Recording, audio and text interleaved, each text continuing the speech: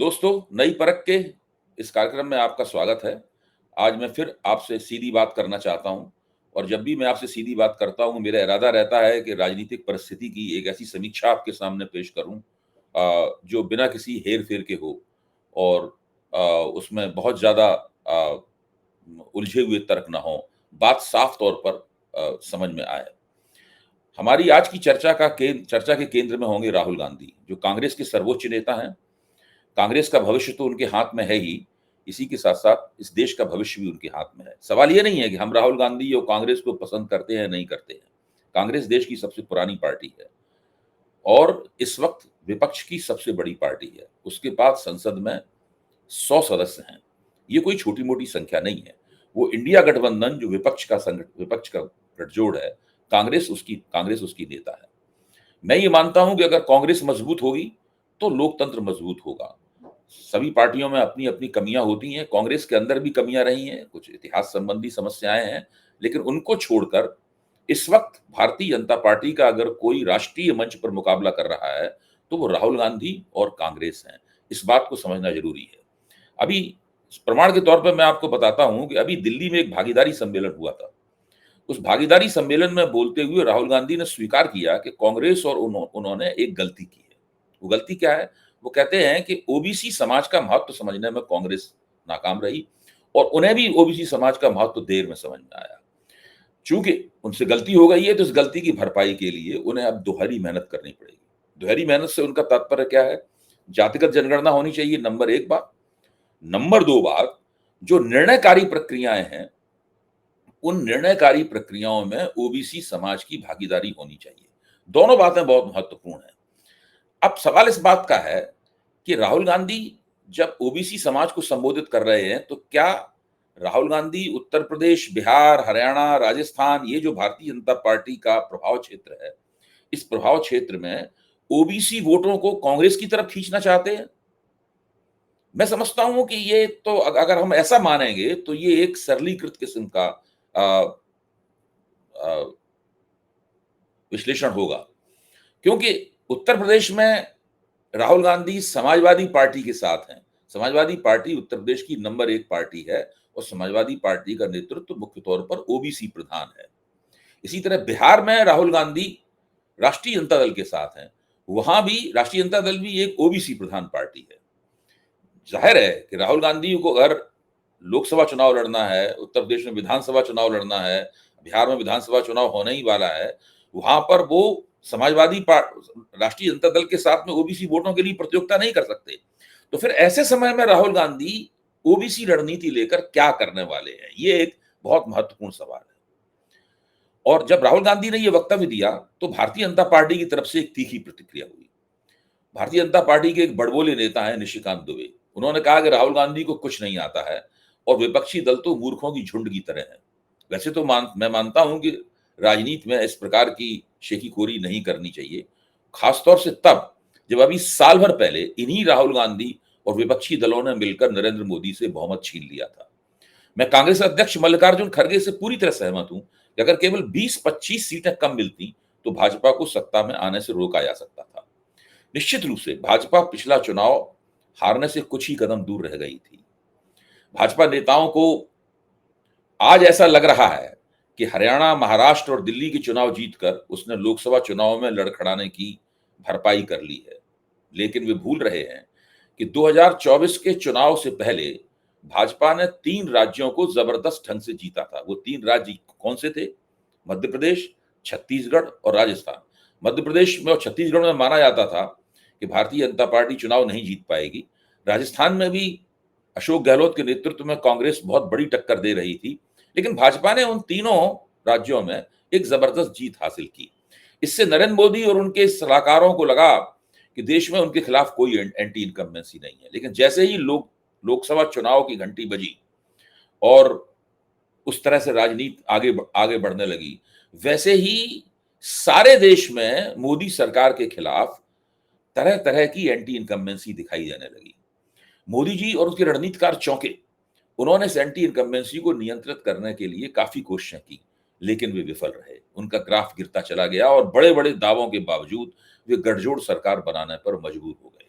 आज भी यही स्थिति है। भारतीय जनता पार्टी फिर वही पुरानी वाली गलती कर रही है। उसने अगर महाराष्ट्र का, दिल्ली का और हरियाणा का चुनाव जीत लिया है, तो उन लोगों को लग रहा है कि लोकसभा चुनाव में तो बस ऐसा ही एक हल्का झटका लगा था, कुछ प्रबंधन संबंधी समस्या थी। लेकिन वो भूल रहे हैं, जैसे-जैसे लोकसभा चुनाव नजदीक आएगा, वैसे-वैसे केंद्र सरकार के खिलाफ एंटी इनकम्बेंसी दिखाई देने लगेगी। राहुल गांधी की निगाह इसी एंटी इनकम्बेंसी पे है। मैं ये मानता हूं कि राहुल गांधी अपनी ओबीसी रणनीति को लोकसभा चुनाव के मद्देनजर बना रहे हैं। विधानसभा चुनावों में उनकी खास दिलचस्पी नहीं है। देखिए, हमारे देश में पार्टियां किस तरीके से काम करती हैं, इस पर भी एक नजर डाल लेना चाहिए। पार्टियों के पास अपनी एक स्थायी जमा पूंजी होती है जो सामुदायिक किस्म की होती है।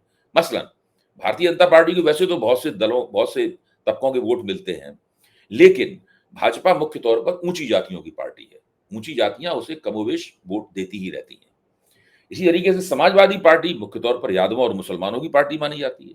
राष्ट्रीय जनता दल भी यादवों और मुसलमानों की पार्टी है। आंध्र प्रदेश में जो जगनमोहन रेड्डी की पार्टी है, वो मुख्य तौर पर रेड्डियों के समर्थन पर टिकी है। चंद्रबाबू नायडू की पार्टी कम्माओं के समर्थन पर टिकी है। देवगौड़ा की पार्टी कर्नाटक में वोकिलेगांव के समर्थन पर टिकी हुई है। हमारे देश में चुनावी प्रतियोगिता की प्रकृति कुछ इस किस्म की है कि पार्टियां पार्टियां अपना बुनियादी जनाधार बदलने की जरूरत नहीं कर सकती। वे ज्यादा से ज्यादा दूसरे तबकों के कुछ वोट उनके अंदर जोड़कर बहुमत प्राप्त करने लायक एक बंदोबस्त बनाती हैं। तो इस रोशनी में हमें देखना चाहिए कि क्या राहुल गांधी वास्तव में पिछड़े वोटों को अपनी ओर खींचना चाहते हैं? नहीं, मैं नहीं मानता हूं। कर्नाटक में पहले से ही कांग्रेस पिछड़े वर्गों की पसंदीदा पार्टी है। कर्नाटक में जो अहिंदा रणनीति है, वो कांग्रेस की रणनीति है जो पिछड़ा वर्ग आधारित है। इसी तरीके से गुजरात में भी कांग्रेस माधव सिंह सोलंकी के जमाने से पिछड़े वर्ग की राजनीति करने की कोशिश करती रही है। एक जमाने में ये राजनीति काफी कामयाब थी। इसको खाम का नाम दिया जाता था। गुजरात में पिछड़े वर्ग जो क्षत्रिय कहे जाते हैं, वो उनकी शुमार पिछड़े वर्ग में होती है। मैं समझता हूं कि 2014 में जब भारतीय जनता पार्टी को पहली बार स्पष्ट बहुमत प्राप्त हुआ नरेंद्र मोदी के नेतृत्व में, तो उसके मर्म में जो सामाजिक न्याय का दावा करने वाली पार्टियां थीं, उनकी विफलता थी। उनका ग्राफ नीचे गिर रहा था। लंबे अरसे से वो सत्ता में थी। उनके खिलाफ जनता में एक अनमनापन, एक नाराजगी सी जमा हो गई थी। तो उन्हें भारतीय जनता पार्टी का ये वायदा पसंद आया कि वे दलितों को और ओबीसी समाज को और आदिवासियों को राजनीति में ऊंची जातियों के साथ लेवल प्लेइंग फील्ड देने के लिए तैयार है। तो इन जातियों ने एक प्रयोग शुरू किया और वो उनका एक हिस्सा भारतीय जनता पार्टी के साथ जुड़ गया। इससे भारतीय जनता पार्टी को अपने प्रभाव क्षेत्र में 40 से 50% के बीच की एक हिंदू एकता बनाने का मौका मिला। मुझे लगता है कि राहुल गांधी ने इस बात को अच्छी तरह समझ लिया है कि अगर भारतीय जनता पार्टी से ओबीसी समाज के वोटों को अलग कर दिया जाए या भारतीय जनता पार्टी की जो ओबीसी नीति है उसकी इस तरह से आलोचना पेश की जाए कि दरअसल भाजपा उनके हितों की पूर्ति नहीं कर रही है बल्कि उनके साथ छल कर रही है, तो निश्चित रूप से भाजपा को केंद्र में सत्ता में आने से रोका जा सकता है और हिंदू एकता बनाने की उसकी जो रणनीति है, उस रणनीति को नाकाम किया जा सकता है। मैं ये मानता हूं और जितना जितना मैं इस बारे में सोचता हूं, मुझे लगता है कि राहुल गांधी चाहते भी यही है। राहुल गांधी चाहते हैं कि उत्तर प्रदेश में जो ओबीसी समाज के वोटर हैं, जो भाजपा के साथ जुड़ गए हैं कई इलाकों में, वो भाजपा का साथ छोड़ दें। इसी तरह बिहार में जो अति पिछड़े हैं, जो नीतीश कुमार के जरिए एनडीए के साथ जुड़े हुए हैं और कुछ ओबीसी समाज के लोग और दलित वोट जो कि चिराग पासवान के जरिए एनडीए के साथ जुड़े हुए हैं, वो एनडीए से अलग हटें। जब तक वो एनडीए से अलग नहीं हटेंगे, राष्ट्रीय जनता दल के नेतृत्व में भारतीय जनता पार्टी को वहां हराया नहीं जा सकता। तो ये एक ऐसी रणनीति है जिसका एक प्रयोग लोकसभा के चुनाव के दौरान भी राहुल गांधी ने किया था। वो लाल किताब लेके जो घूमे थे, संविधान की किताब लेके घूमे थे और उन्होंने कहा था कि भाजपा संविधान बदलना चाहती है और उसका राहुल गांधी की इस बात पे काफी यकीन भी किया निचले तबकों ने। उन लोगों को लगा कि हाँ, वास्तव में भाजपा संविधान बदल सकती है। क्यों लगा?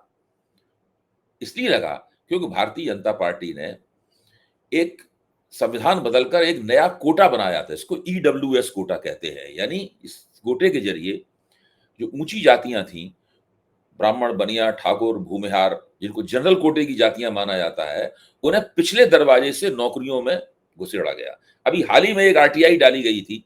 उस आरटीआई में पता चला कि जितने भी केंद्रीय विद्यालय हैं, उन केंद्रीय विद्यालयों में 80% ओबीसी कोटा नहीं भरा हुआ है। 65% दूसरे इसी तरह के आरक्षण के कोटे जो हैं कमजोर जातियों वाले, वो नहीं भरे हुए हैं। मैं तो कहता हूं कि अगर एक ऐसी आरटीआई डाली जाए और पूछा जाए कि ईडब्ल्यूएस कोटे की क्या स्थिति है, तो पता ही चलेगा कि ईडब्ल्यूएस कोटा 100% भरा हुआ है, क्योंकि वो इसीलिए बनाया भी गया था। तो इन तमाम जातियों का मानना था कि अगर भाजपा इस तरह से संविधान संशोधन करके आरक्षण की नीति में ऊंची जातियों को पिछले दरवाजे से प्रवेश दिला सकती है, तो अगर उसको 400 सीटें प्राप्त हो गई, जो उस समय भाजपा के नेताओं का दावा था कि हमें 400 सीटें मिलेंगी, अब की बार 400 पार का नारा था, तो भाजपा संविधान में बड़ा संशोधन करके आरक्षण से संबंधित जो अधिकार हैं और आरक्षण के जरिए जो सशक्तिकरण हो रहा है कमजोर जातियों का, वो उनसे छीन सकती है। तो पहली बार उन लोगों को लगा ईडब्ल्यूएस कोटे के कारण कि भाजपा कहती कुछ भी रहे, अंततः ये पार्टी एक ब्राह्मण बनिया ही पार्टी है और उसी तरीके से अपनी राजनीति कर रही है। ओबीसी, दलित और आदिवासियों के लिए इसके पास कुछ बढ़िया, दिलचस्प और आकर्षक लगने वाली बातें हैं। दरअसल ये उनकी पार्टी नहीं है। इस चीज को राहुल गांधी ने बहुत गहराई से समझा।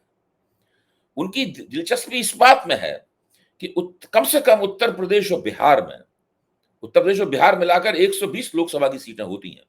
अगर इन लोकसभा की सीटों पर कमजोर जातियां भाजपा की ऊंची जातियों के साथ गठजोड़ बनाने की जो हिंदुत्ववादी राजनीति है, उस राजनीति को भंग कर दिया जाए, उस समीकरण को भंग कर दिया जाए, तो भारतीय जनता पार्टी का पूरे देश में जो मीजान है वो बिगड़ जाएगा। ये है एक सबसे बड़ी रणनीति जिस पर राहुल गांधी कर रहे हैं। जाहिर है कि ये रणनीति एक दूरगामी रणनीति है।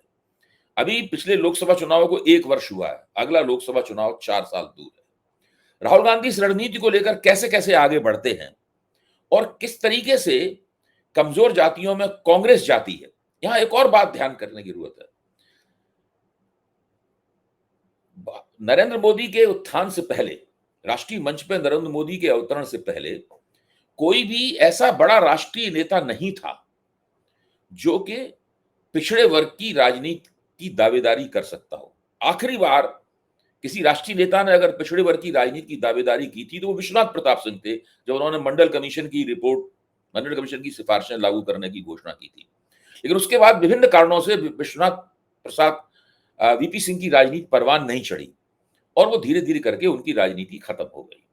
उसके बाद में जब नरेंद्र मोदी का उत्थान हुआ तो उन्होंने कहा कि भाई मैं खुद ही पिछड़े वर्ग से आता हूं, और उन्होंने 60 के दशक में दीनदयाल उपाध्याय ने ऊंची जातियों को पिछड़े वर्गों से जोड़ने की जो नीति बनाई थी, उस नीति को उन्होंने उत्तर प्रदेश में, बिहार में और दूसरी राष्ट्रीय पैमाने पर उन्होंने लागू करने का बीड़ा उठाया। उसका भारतीय जनता पार्टी को बहुत फायदा हुआ।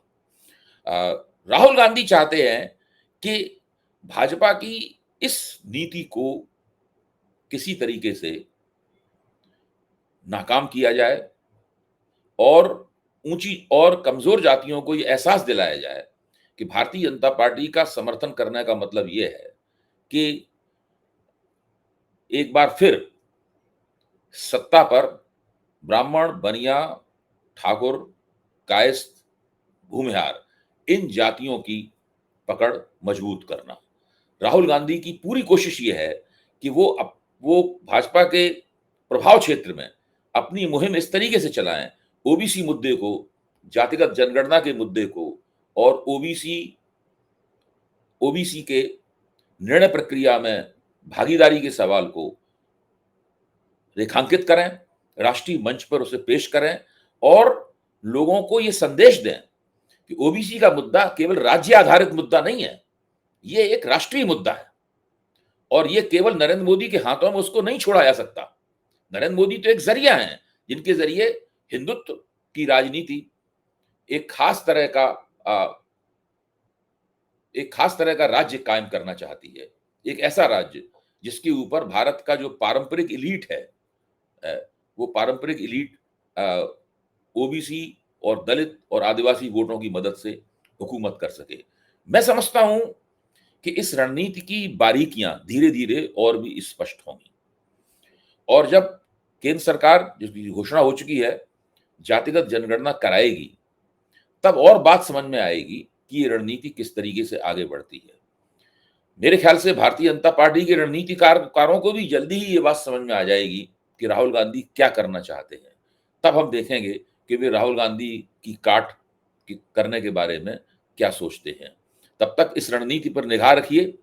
कांग्रेस अपने लिए ओबीसी वोटों को प्राप्त करने के लिए ये बातें नहीं कह रही है। कांग्रेस भारतीय जनता पार्टी के पिटारे से ओबीसी वोटों को निकालने के लिए इस रणनीति के ऊपर काम कर रही है। इस बात को समझना चाहिए। आज बस इतना ही। बहुत-बहुत धन्यवाद।